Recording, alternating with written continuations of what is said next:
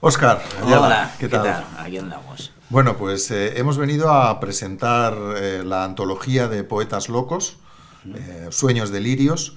¿Por qué una antología de poetas locos? ¿Por qué no? ¿Por qué no una antología de Pero poetas? sobre todo, ¿cómo se define? O sea, ¿cómo de loco Sí. hay que estar para entrar en la antología?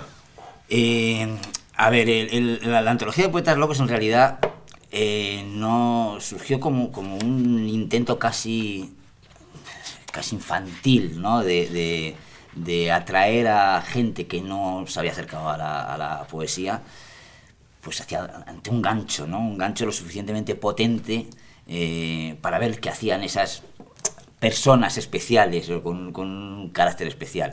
Cuando te digo como una cosa un Sí, tanto infantil y pueril, es con mis alumnos. Es decir, cuando leíamos poesía y contábamos brevemente pues quién era ese señor que había hecho ese poema, había una constante que es: profe, ese tío está loco. Ojo, profe, es que todos estaban zumbados. Es decir, y efectivamente algo algo había en el carácter de la poesía contemporánea, sobre todo a partir del romanticismo, sí. que les hacía personajes que se apartaban un poco del estándar de comportamiento que llamaríamos normal, con muchas comillas, ¿no? ¿Qué sucede? Que es verdad que la palabra loco hoy es muy comprometida, es decir, sobre todo cuando el loco se quiere identificar a enfermedad mental. No se trata de eso, no se trata en absoluto de buscar la patologización, Ya. ¿no? de la locura, a ver quién tiene un Sí. expediente psiquiátrico lo suficientemente potente y vamos a ver de todos ellos quién escribe.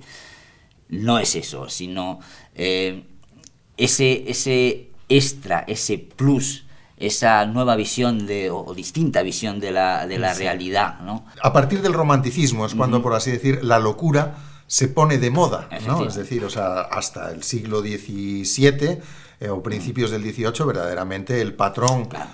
literario y artístico por excelencia pues estaba en la cordura, La en la razón. inteligencia, aunque el debate entre lo apolíneo y lo dionisíaco Evidentemente. viene también desde la antigüedad, ¿no?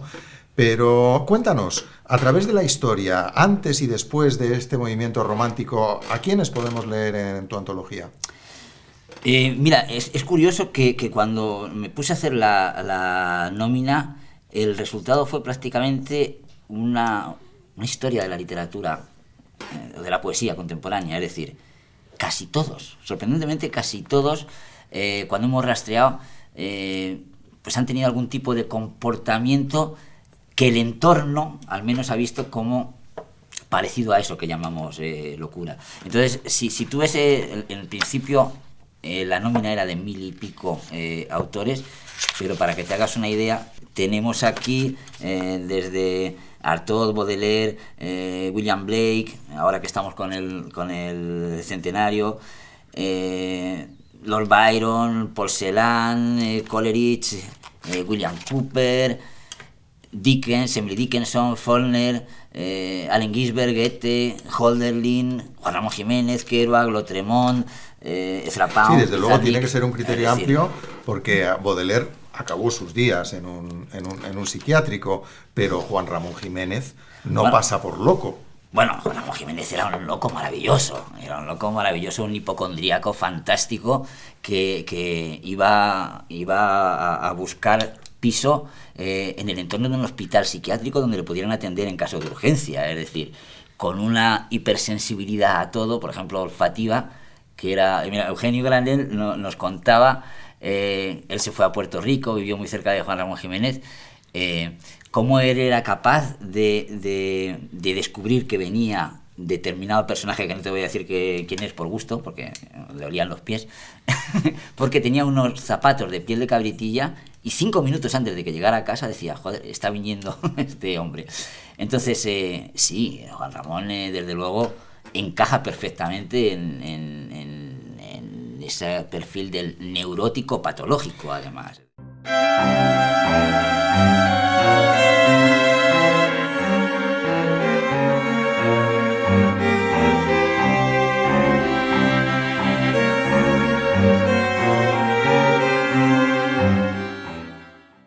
Vamos a repasar, decías, toda la historia de la literatura entonces desde la locura, pero los considerados grandísimos nombres de la historia literaria, pues un Dante, un Petrarca, un Shakespeare, Góngora, locos no. Es decir, eran todo lo contrario, ¿no? Eran gente muy cuerda, ¿no? ¿A quién dirías tú que es verdaderamente un... Mójate un poco y dinos, ¿quién consideras un paradigma, Baudelaire quizás, pero ya lo hemos nombrado, 2 o 3 grandísimos poetas locos?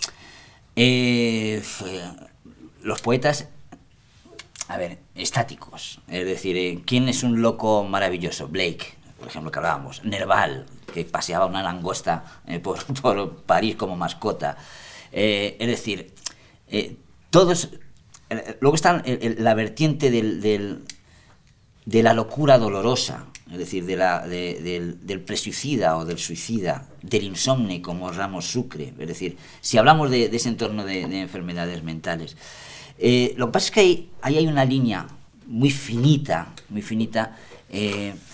que marca el loco literario que nos interesa. Es decir, ¿por qué? Porque en el fondo, estamos hablando de esa persona, de esa sensibilidad artística que es capaz de alienarse, es decir, de vaciarse de su personalidad, de la cotidiana, y de llenarla de otra sensibilidad artística. Evidentemente se puede conseguir, incluso a través de la inteligencia, incluso a través de la razón, puedes conseguir el vaciamiento y el relleno y el fingimiento, ¿no?, que decía Pessoa, otro de los locos que están, evidentemente. Entonces, eso lo puedes conseguir mediante procedimientos, mediante la cultura, mediante las lecturas, mediante la lectura de poesía, por ejemplo. Puedes llegar a ese trabajo, ¿no?, a ese estado de hipersensibilidad o percepción distinta de la realidad. ¿Qué es lo que nos interesa? El que abandona, es decir, el que se entrega completamente, incluso en parcelas de su vida, a ese vaciado. El que va hasta el final, el que sigue realmente el camino inexplorado. Efectivamente, pero claro, con autoconciencia de lo que está haciendo, sí. es arte, es poesía. Es decir, una de los criterios, además, si miramos los poemas seleccionados, de lo que más nos ha interesado es precisamente esa autoconciencia, esa metapoesía escribiendo sobre el proceso de creación poética, consciente de cuál es el estado al que se está llegando. Y que, curiosamente, es el perseguido muchísimas veces por el poeta razonable, ¿no?, el poeta anterior, sí, al romanticismo, y que envidiamos muchas veces, ¿no?, por la espontaneidad con la que se llega a ese estado. Eso es la magia. Por ir resumiendo, entonces, nos encontramos ante una antología que en realidad es una manera de alumbrar la historia de la literatura desde la óptica de una originalidad intensa de caminos inexplorados, que en definitiva es la enseñanza, la gran enseñanza del romanticismo, ¿no? Ese abandono a las musas, que es no solo las musas clásicas, claro, sino también a las musas de lo inexplorado mentalmente, ¿no?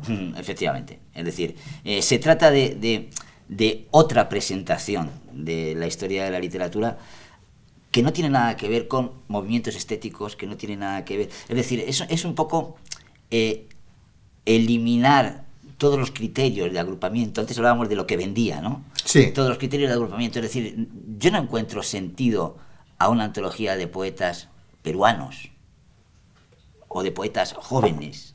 Es decir, no entiendo qué criterio de agrupamiento puede aportar una agrupación tan artificial como eso, y nadie se sorprende, ¿no? Entonces, creo que es muy ilustrativo, muy llamativo para potenciales lectores de poesía acercarse a ese proceso de creación desde esa especificidad que te da la locura, ¿no?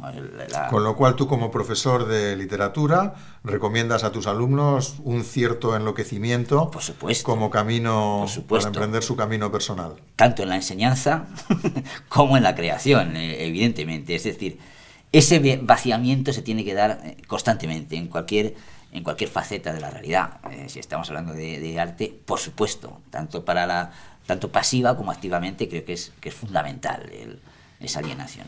Pues muchísimas gracias, Óscar. Sueños delirios, antología de poetas locos, editado por Huerga y Cierro.